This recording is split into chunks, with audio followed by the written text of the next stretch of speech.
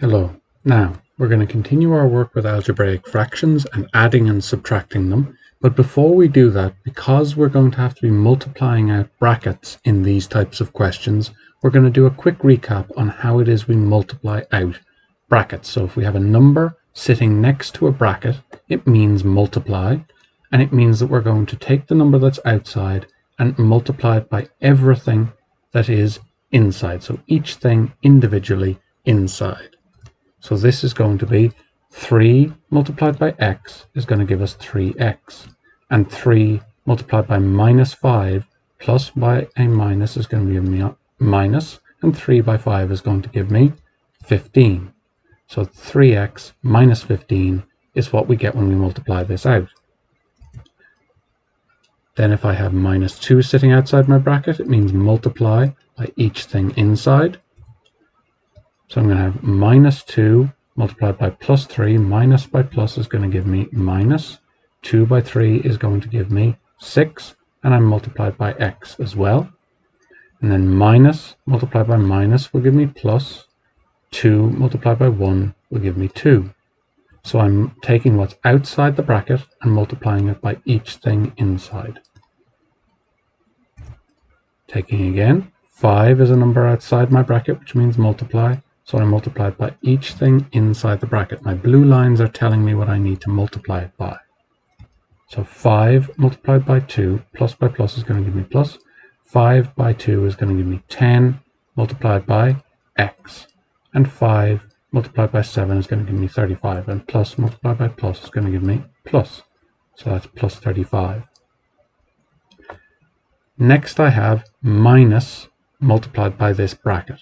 Now there's a few different ways that we can think about this. You can just think about it in terms of a minus multiplying by the numbers, but sometimes it can be nicer to think about it as there being a hidden 1 here. So a 1 that we didn't bother to write. Either way, we're going to have a minus multiplied by 4x and a minus multiplied by minus 5. So we're going to have minus multiplied by plus is going to give me minus 4x. And then minus multiplied by a minus is going to give me plus 5. Now with that little bit of practice done on our multiplying out algebraic brackets, we can get into doing our fraction problems that involve that type of multiply. So I have my question here, x plus 1 all over 3 plus x all over 5. So always I'm going to start out by looking for my lowest common denominator. So what's the lowest common denominator of 3 and 5? 15. Smallest number that 3 and 5 divide into. So I'm going to do the exact same thing as I've always been doing with my fractions. I'm going to multiply the 3 by 5 in order to get 15 on the bottom. And then I need to multiply the top by 5 as well, so that I keep my ratio the same. And here I need to multiply above and below by 3 to get 5 by 3 is going to give me 15 on the bottom of my second fraction. So I have my 5 out here, and I'm going to multiply it by each thing inside my bracket. So that's going to become 5x. 5 multiplied by x is 5x. 5 multiplied by 1 is 5 all over 3 by 5 is 15. And 3 multiplied by x is 3x all over 15. Now everything is over 15, so I can try and add up my top line. So I have 5x plus 5 plus 3x all over 15. Now I know in algebra I can only add up things that are the same type of thing. So I have an x here, I have 5 x's here, and I have 3 x's here. I can't, and I can add those two together. I can't add this 5 to anything because it's just a number by itself. I have to add stuff that is like terms. So this is an x and this is an x, so I can add them together. So I end up with 5x plus 3x is 8x. I can't add on the 5, so it just stays there. And then that's all over 15. And that's my job done. We're going to follow exactly the same steps here. So I want to get the lowest common denominator of 4 and 3. So I think about it for a moment, and 12 is the lowest common denominator of 4 and 3. So I want to get 12 down here. So I must multiply by 3. And I want to get it the same thing on the top. And then I must multiply 3 by 4. So I must do the same thing on the top. Now I'm going to multiply each thing inside the bracket by what is outside, in both cases this time. And I end up with 3 by 2x is 6x, 3 by 1 is 3, all over 4, minus 4 by 3x is 12x, 4 by minus 2 is minus 8, all over 12. Sorry, I forgot to write that. I forgot to multiply that out. So on the bottom line of my first fraction, I have 3 by 4 is 12, and then 3 by 4 is 12. So now I have my common denominator done out. So I can add up the top line. So I have 6x plus 3, but now I have to be careful. I'm subtracting this fraction here. So minus 12x is just going to be minus 12x. But minus 8, I'm taking away minus 8. And I know a minus by a minus is a plus. So I end up with plus 8 here instead of minus 8, because minus by minus is a plus. And this is still all over 12. Now I'm looking for things that I can add together. I have an x here and an x here, and I have a number here, and I have a number here. So I'm going to have 6x minus 12x. So I start at 6 and I take away 12. I end up down at minus 6x.